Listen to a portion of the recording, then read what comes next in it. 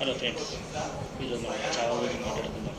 Chhaava Telugu trailer Chhatrapati Shivaji జన్నత్ వార్ next లెవెల్లో ఉంది. సో ఈ సినిమా గురించి మనం ఈరోజు ఆ రివ్యూలో మాట్లాడుకుందాం. నేను చనిపోయాను. ఎస్, ఇది టైటిల్లో వచ్చే title the biggest war.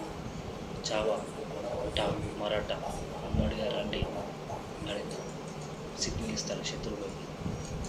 So Maharaj Chhaava Vicky Kaushal of the most fearless king. ఇంతమంది వచ్చారా, నేను చూసుకుంటాను. ట్రైలర్లో స్ట్రాంగ్ డైలాగ్. 5వ ఛత్రపతి సంభాజీ మహారాజ్. సో అక్కడ పూర్ణ జనాలు పైకెత్తి దండాలు పెడతాడు. సో ఎందుకంటే ఇది ఛత్రపతి మహారాజ్ కుమారుడు స్టోరీ. సత్ మహాదేవ్ చే స్వరాజ్య స్వాపన నిజమైన దేవుడు ఆయన ట్రైలర్లో మనకు కనబడుతుంది. ఈ సినిమా గీతా హార్స్ బ్యానర్లో రిలీజ్ అవుతుంది మార్చి 7న.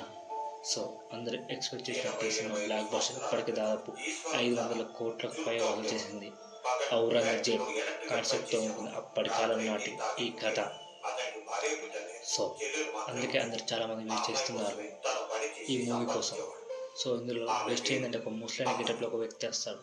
అది ఎవరనేది సినిమాలో ట్విస్ట్ చూస్తేనే తెలుస్తుంది.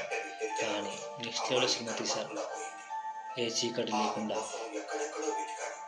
లేదు అనే డైలాగ్ మాత్రం చాలా ఆకట్టుకుంది. అది మనకు ట్రైలర్లో కనబడుతుంది. ఆ రక్తం ఏర్లే పారిన నదులు, అమ్మాయిల్ని ఇబ్బంది పెట్టుకోవడం, మంటలు.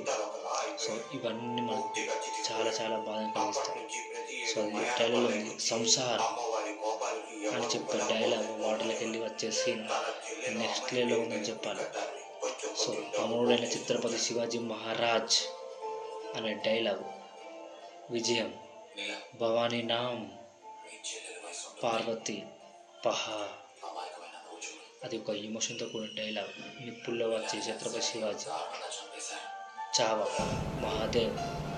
సో లైక్ చేయండి, షేర్ చేయండి, రెస్పెక్ట్. సో మార్చి 7న